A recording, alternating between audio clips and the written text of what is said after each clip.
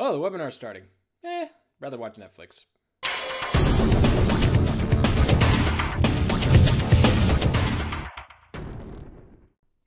What's up, guys? Welcome to episode 13 of Building an Online Business from Scratch. I'm Jason, and I'm taking you through every step I'm going through to go from zero to my first couple of dollars online with a webinar sales funnel. So in this video, we're going to talk about something that's not normally included in a webinar sales funnel, and that is an indoctrination video. So in the previous episode, I talked a little bit about what to have in a welcome video for the webinar, and that's pretty standard to have something on your thank you page. But this is a step that I don't see a lot of people doing when it comes to making sure people show up to your webinar. So if you want to make sure someone actually remembers who you are when they get those webinar alert emails and text messages, you're definitely going to want to stay tuned to this video. So what exactly is an indoctrination video? Well, simply, it's a 15 to 30-minute video that builds rapport and demonstrates value to your ideal customer. And this is something that's going to be shown after someone signs up for your webinar. So this is in between the time they signed up for your webinar and now they're just waiting for the webinar to happen, whether it's going to be an evergreen webinar that you're not actually going to be to, or it's a live one where you're actually going to show up. Either way, there's a gap where you're going to potentially lose a lot of registrants. And so to help make sure that when it comes time for that webinar, someone actually wants to show up and thinks that you have value to deliver to them, because just because they enter their name and email in there on your landing page doesn't necessarily mean that they are really going to show up. So we need to prove to them that, hey, they really did make the right decision and we have value to provide. And we can do this with a simple video where we build rapport, handle objections, and then call them again to show up to the webinar by building the benefits of the webinar. So now, as usual, I'm going to dive into my OneNote file and give you an inside look at the 4 steps it takes to put together this video, and then a brief example. And I'll also include an outline of the 4 steps you need in the description, as well as a link to one of the videos I've put together that follows this format, so you can kind of go watch it and reverse engineer it for your own funnel. Okay, so we're now in my OneNote file here, and we're looking at indoctrination video number 2. I like to call it number 2 because I treat my thank you page video as indoctrination video number 1. So what is the primary goal? The primary goal with this video is to simply immediately to validate their decision to attend your webinar, to show that you have value to deliver by just demonstrating your value. Because at this point, you don't really have a relationship with them yet. Yes, they're going to be on your 45 to 90-minute webinar, and you'll be doing a bunch of rapport building there, but it's great to take this opportunity to start building the relationship now so that the webinar goes even more smoothly. So here's what we're going to do. In this video, number 1, we're going to start by thanking them.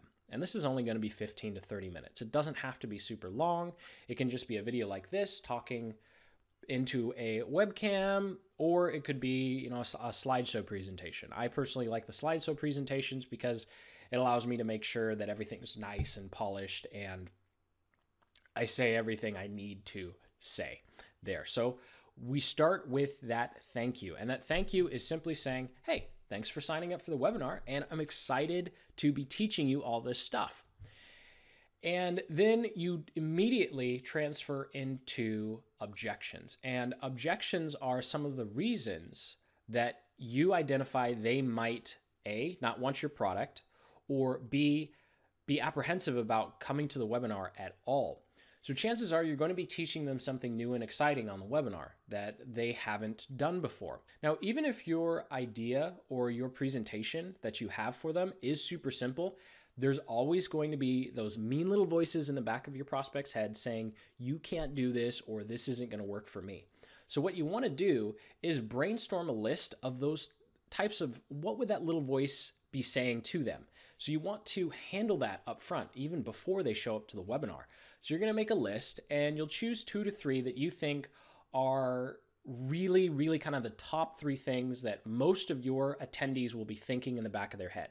So I've included some common ones here, and they really fall into these typical two categories. There's three here, but there's really just two categories of them. And it's yes, it works for you, even if you never done anything before, because there's always that, well, I've never done this. This guy's probably done it. And so you handle that with, yes, this works for you, even if you're starting from scratch. And no, I'm really not that different than you. And then number two, the big one is, BS and hype, because there's a lot of stuff out there that's hyped up and then the value's delivered and people just go, oh, well, that's not really that great. Or, there's a big hole in there's a big hole in the solution that was provided. So those are kind of the major two, is reassure them that they really can do this. And you're going to do this by telling your own story. So that's part two of the video, is where you bring up an objection, ideally in the form of a question. And it could be something just like, hey, Jason, I know this worked for you because you had ABC going for you, but I don't think this is going to work for me because of XYZ. And you can just straight out say a sentence like that in your video. Just acknowledge that some of your viewers might discredit you because of your current success. So when you acknowledge that, then you have permission to come in and tell your brief story. It's not going to be as long as what you do in the webinar. You want it to be under 2 minutes here, but your brief story of how you were like them and you did achieve the result that they want. And it's important that you actually did achieve the result that they want. Otherwise, they're not really going to want to listen to you. It'll be really hard to sell on a webinar when you haven't achieved the result that you're teaching. So that's kind of key. But once you've done that, you have built rapport, which is one of the goals of the video. Number two, you've handled an objection. So when they show up to your webinar, they're much more open to what you have to say. And especially because on your webinar, you're going to have a much longer drawn out version of that story or a similar one. And that will build even more rapport. And because selling through story is a very, very powerful method, you're going to have two stories going for you as opposed to the just one most webinar presenters have going for them. So that's number two. And then number three here, I said 4 and 5. So number three here, it's supposed to be 3, not 4, for objection statistics, this is where you want to switch gears and you're going to handle one of those other objections with some third-party data or a case study. So this enables you to say, hey, this worked for me and it worked for these other people or this other person.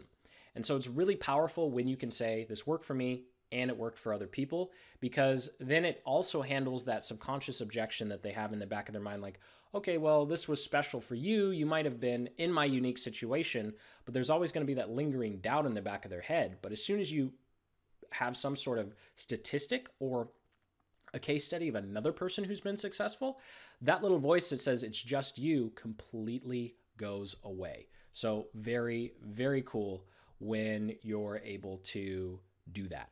And then finally, in number 4, not 5, is the big promise. And this is simply a series of so if you statements.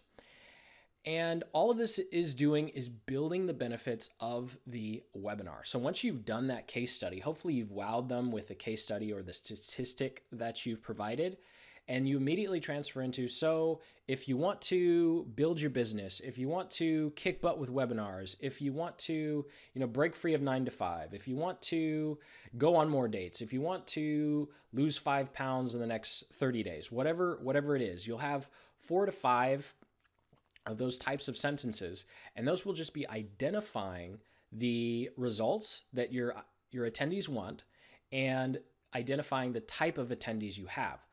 So if, for example, with this particular webinar, I'm talking to solopreneurs. So I'm not just going to say if you're a solopreneur who wants to do A. I'm going to say if you're a freelancer who wants to get more clients, if you're a consultant who wants to expand their practice, if you're a coach who wants to launch, if you're a hopeful coach who wants to launch their coaching business. So each one of those, they're all solopreneurs.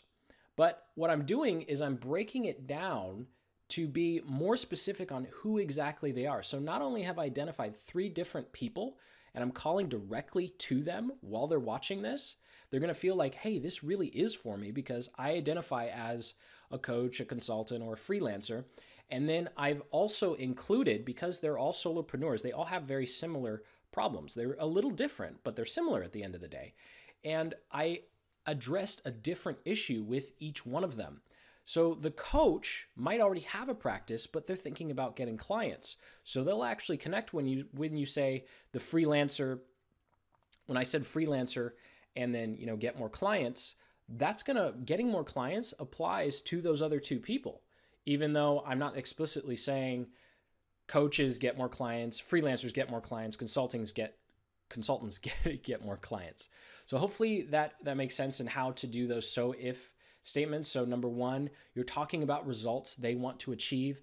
And then number two, you're identifying specific subsets of your ideal customer or your attendance base. And that's all there is to it, to putting together this video. Just follow those 4 steps, not 5.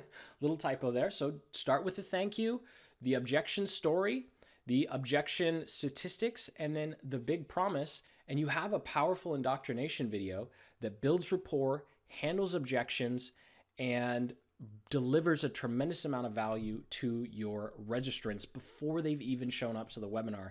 So instead of having a webinar of cold leads, you have a webinar of warm leads, and it's always easier to sell and interact with people who already somewhat know, like, and trust you. Thank you for watching. I hope you found this video informative and actionable. If you got some value out of this, please go ahead and hit that like button and then subscribe for more marketing and business building tactics and strategies just like these.